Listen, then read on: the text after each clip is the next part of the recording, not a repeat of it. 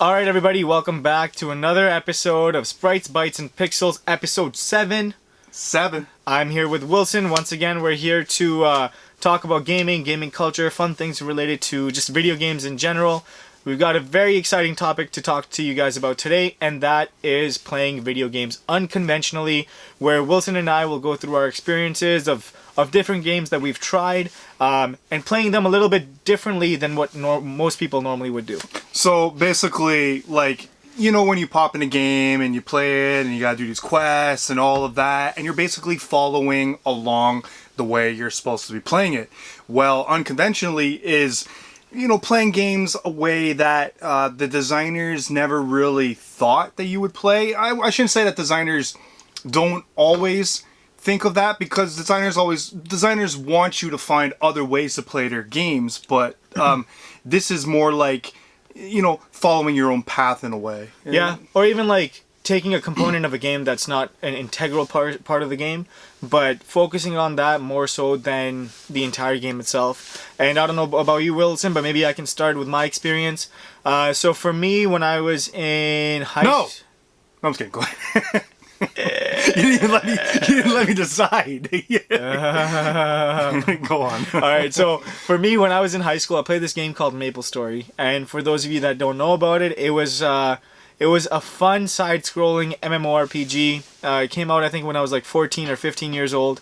And the premise of the game was similar to other MMORPGs. You go, you fight monsters, you grind, you level up, you get better gear, you change your job classes, and pretty much you try to achieve the highest level at the time. But when you think of MMOs, though, you think of, like, you know, Warcraft or RuneScape or whatnot. MapleStory had this kind of cool aspect where it was a side scroller. So it was like a 2D. Would you say it's like a platformer in a way? Kind of like a platformer. It wasn't that you could go three-dimensional. It was just side-scrolling. Think of like Spelunky. Yeah. Really, really cool artwork too. I loved the artwork in it. I loved the music in it. The music was phenomenal. Every time I hear it now, I'm like, oh man, that brings back good memories.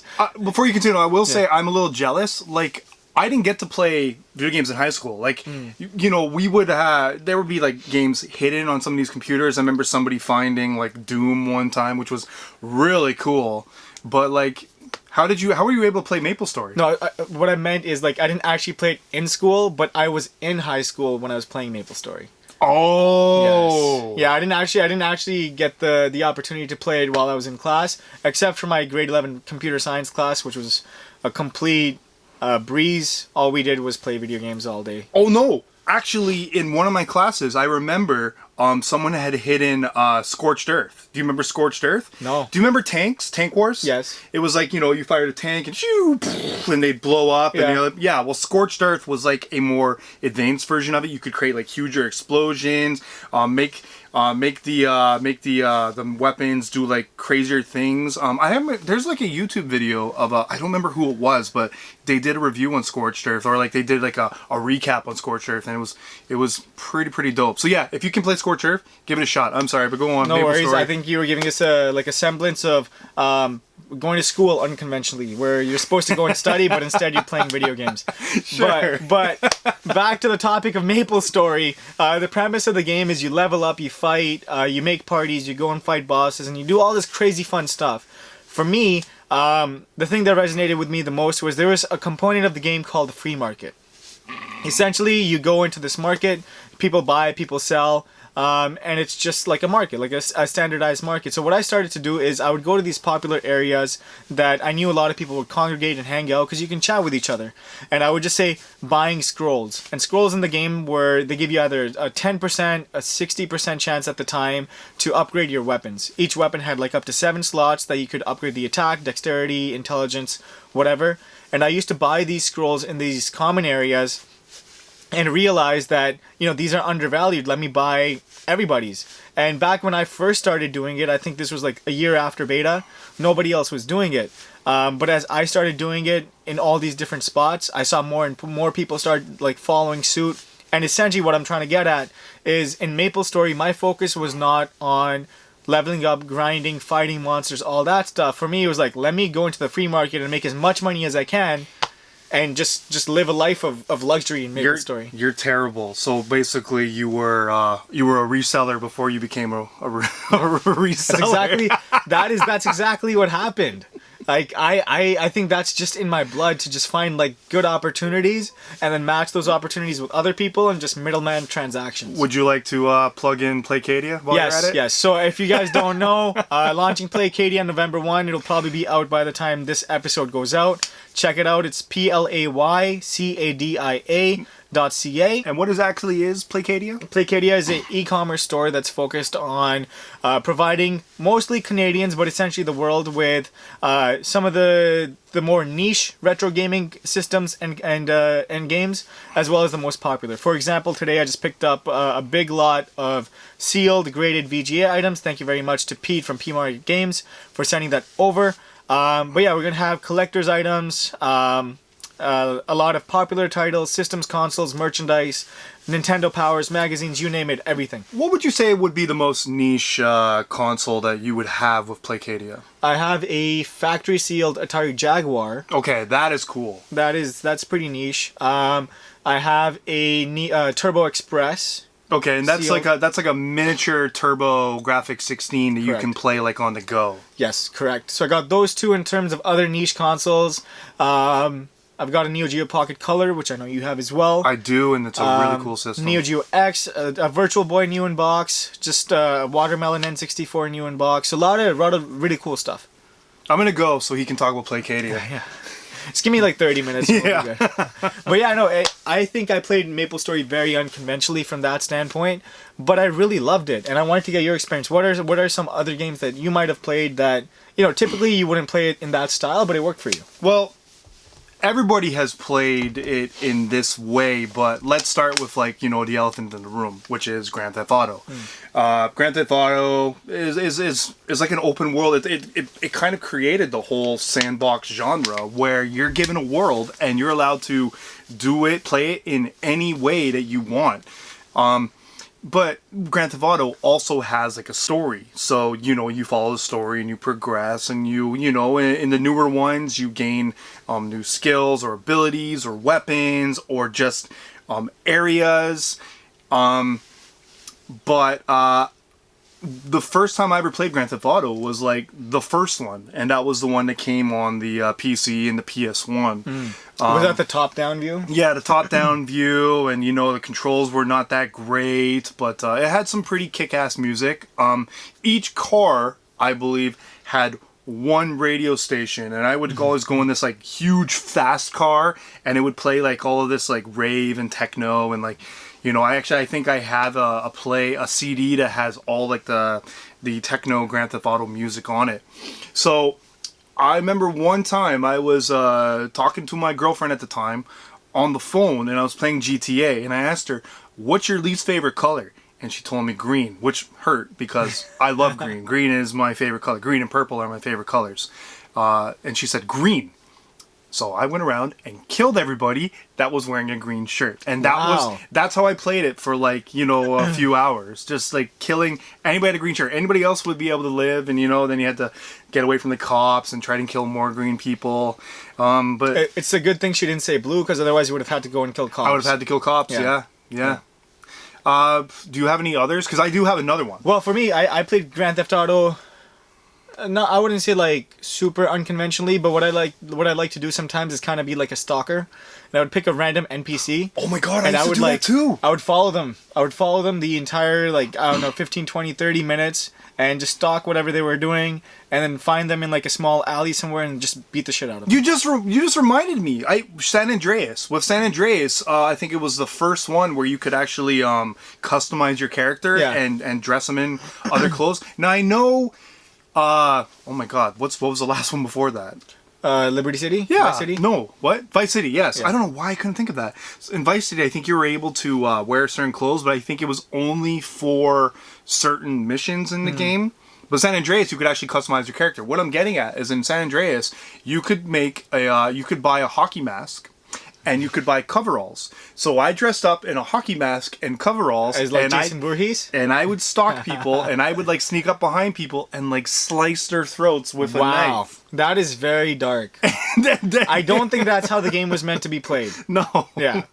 Okay. Fair. But did you have another game? Because I do have another one. It's actually a really cool idea that I've been wanting to do again, and maybe even make a video of it. But I just haven't had the time. So I wouldn't say it's like super unconventional, but I think the other game that I focused more on a component of the game as opposed to the overall game was like the Final Fantasy series and the mini games that they had within it. For example, Final Fantasy X had Blitzball, and we already talked about how big of a fan I am of Blitzball. Wanted to make sure that my team was like at the top, and we were very good, which we were. There was the card game that was in Final Fantasy VIII. Good times there. That would be, I want to say Triple Triad, but I don't even know what it was called. A Triple Triad might have been Final Fantasy IX. Yeah, the card game was mad addicting. Yeah. So it may not be that I played them unconventionally, but it was that I really resonated with these components of an overall game as opposed to the standard story arc. This sounds like another subject we should browse like in a future episode, because I think there are a lot of games out there that have like these extras in them that aren't actually part of the game but were added to the game as their own kind of, I don't want to say fundamentals, but like their own kind of it's a break within a break. It's a break within a break. Yeah, like, that's a good way to put it. Ocarina of Time, going fishing was a lot of fun. Oh my god, Yeah. that got pretty addicting. Actually, Breath of Fire had a pretty good fishing game as well. The third one, it was pretty out there. Dope. Well, yeah, I think in terms of we can absolutely explore this at a later time, but in terms of unconventional gameplay, I think absolutely, which is like the one that always has stood out to me is MapleStory, and then aside from that, it's just playing key components of a game as opposed to the overall. I've got another What's yours? one. What's yours? Okay, so I remember playing with some friends Super Mario World with a Game Genie. And you were invincible. Like anybody that you touched would die like right away. So we made it that you had to complete each level without hitting a single enemy, and it's a lot harder than it seems. And then we started creating these other rules, like you couldn't get a power up. Just certain like Game Genie, you can do a lot with a Game Genie. You can create your own rules, especially when you're more powerful. Some of those, like, because some of those enemies are like, they're like right in your face and you have to get out of the way. So now you're not trying to hurt the enemy or like, defeat the enemy. You're trying to avoid the enemy. So it makes like the castles and all that more fun, and you're more floaty. You can make it so your character can jump really high. So you don't really have any limits. You're just avoiding all the enemies. Yeah, I think that would be pretty tough because it's like it's like the opposite death, where it's if there's like Koopa Troopers that are walking on the floor, there's only small areas that you can then jump into without killing one, because killing an enemy is the same way as you killing yourself. Absolutely. But instead of you having like a mushroom power up, if you touch an enemy at the end of the round, you got to go back and play it again. Yeah. And that's the way I've been wanting to do something like that again for a while, because it is pretty damn challenging. Yeah. I think in terms of kind of, I guess maybe similar to that is playing Fire Emblem. So I love tactics-based games, but I never like having any of my characters die. So I play games on hard, and I play them all the way through, and as soon as one of my characters dies, I just go back and I start the round again. Excuse me, I'm going to drink some milk tea. So while Wilson drinks his milk tea, another thing that came up to my mind is I used to play MLB The Show. Oh. And within MLB The Show, you have... you play baseball games? I love baseball. Really? Yeah, John... those pesky Johnson? Braves. Yeah.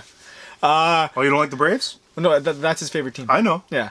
I like the Braves because like Alex Anthopoulos is their general manager, so I have a soft spot for him. Why? Because he used to be the Blue Jays GM. Oh, yeah, okay. Yeah, he was like almost pushed out of the role. I think he did an exceptional job, and I hope that he finds success elsewhere. If that's Atlanta, then that's Atlanta. Also, Johnson.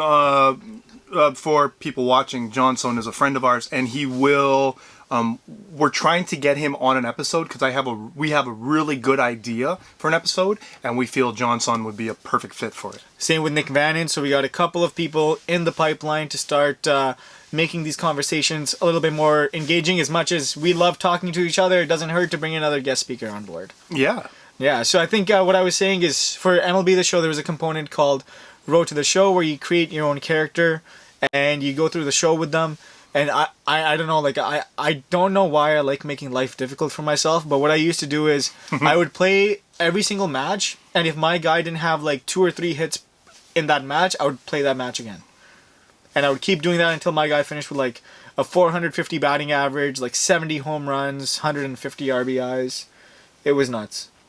And you just reminded me one, or not reminded me, but I just thought of another one. Super Mario Kart for 64. I guess, what would you call that? Mario Kart 64? Yeah. Okay, so Mario Kart 64. I used to play it with my friends reverse. So I didn't know that there was a mirror mode. Well, I didn't know that either. Yeah, so there is a mirror mode that you can do, but you have to I think you have to unlock all the cups, you have to beat all the cups, you don't have to come in first in all the cups. Well, what we would do is we would just start the race backwards. Oh, shit. So yeah, so you'd always have this like lakitu in your face, like, you know, hey, you're going backwards, you're reversing, like reverse. Yeah. So we would do that in Toad's Turnpike, which is the highway that has all the vehicles on it. But we would turn around and we'd be racing in reverse. So the vehicles would be coming at you. In fact, there is a way to like do that in mirror mode. Unfortunately, we never knew that, so we were doing that beforehand. Yeah. And I just thought of another one. GoldenEye. I have a friend. We used to play GoldenEye for N64, and I had a friend who didn't care if he won or lost. He would run around with grenades, running up to people and just exploding himself. I used to do that with proximity mines. Oh, really? That was my shit. Yeah. Could you stick people with proximity mines? That might have been Halo. So I think, no, Halo wasn't proximity mines, it was plasma grenades. And in Halo, what I used to do is I didn't want to use any weapons. I'd just use like a pistol and plasma grenades, and that's all I would play with, no matter what the playstyle was. But you still wanted to win. Not really, I just enjoyed making people upset. Okay, because yeah, he would run around and he'd always be like, kamikaze, and he would like explode with the people. Yeah. And people got so frustrated with him. Like it became so known because we used to play it all the time that he became known as Kamikaze. My friends used to call him Kamikaze. Nice. Well, I think we have covered a few different topics in terms of the games that we've played a little bit differently than normal. We'd love to hear what other people have done. Maybe there's other games that you guys have tried. Hello, kitty. Other games that you guys have tried that you didn't play completely the way that it was meant to. Yeah, leave a comment. Like, let us know things. You know, we're here to talk. Like, I appreciate, I don't know if Robin's been getting, but I have been getting messages from people, like, people who like the podcast, people who like the content, but, you know, just leave a comment down below or in wherever the video was posted. Just something to let us, you know, to engage with us as we're trying to engage with you. Absolutely, and even if you guys have topic ideas, it's always get those in. Cause absolutely. Normally, what happens with these is Wilson and I will hop on. Hey, buddy. His cat. He's like rubbing up against the phone. Wilson and I usually hop on a call a few days before we shoot these podcasts, and we just come up with different ideas. Yep. And then if we need to do any sort of homework, then we do our homework in that time frame, and then we come in. There's no script. There's no nothing. We just wing it. And any ideas you guys have, we'd be happy to incorporate them. Be great. Sweet. Well, that's it for this episode. Thank you very much for joining us. And we will see you in episode 8, which is going to start shooting in approximately 3 minutes. Yes. We're trying to shoot, how many? 3, at least 3 tonight. At least 3 episodes today. So we're going to be wearing the same clothes for all 3, but we're going to do something at the beginning of the next episode that we didn't do in this episode. I don't even know what that is. Yeah. All right, well, peace out, guys. Take it easy. See you later. Later.